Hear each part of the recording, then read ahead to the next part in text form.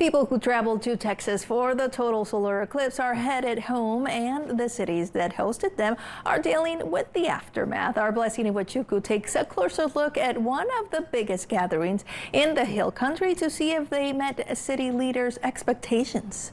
Well, it looks like all those years of planning actually worked. I spoke to several city officials here in Kerrville, and they say the event went pretty smooth. To say Louise Hayes Park was packed Monday afternoon would be an understatement. After doing the research, I decided that this is the best place to come. Yeah, so far I've been right. You could find Eclipse festival-goers covering nearly every inch of the 64-acre land in downtown Kerrville. Now that it's back to business as usual, city officials are calling Monday's major event a huge success. The event was a very smoothly operated event.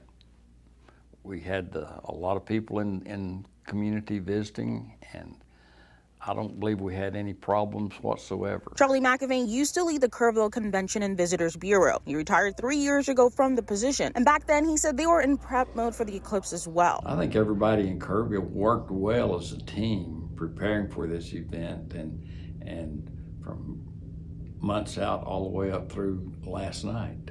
Did a great job. McAveen believes all the work put in years in advance helped city leaders avoid any major issues. But did the number of people here meet the city's expectations and predictions for attendance? I think it met expectations. We were really conservative about putting out a specific estimation on what we would see as far as guests. Jonathan Lamb with Kerrville Police Department says their traffic safety plan was anticipated to stay in effect until 6 a.m. on Tuesday. He says they were able to move drivers out of the city quickly and were able to stop their traffic safety plan around 5:30 Monday night. He thinks the weather may have had an impact on the flow of traffic. We were able to get some full visibility here despite the clouds, but it could have impacted people's travel plans. Months in advance, the city had estimated an influx of about 150,000 people. City officials say it may take a week to 10 days before we actually know the number of people who came here to experience the once-in-a-lifetime event.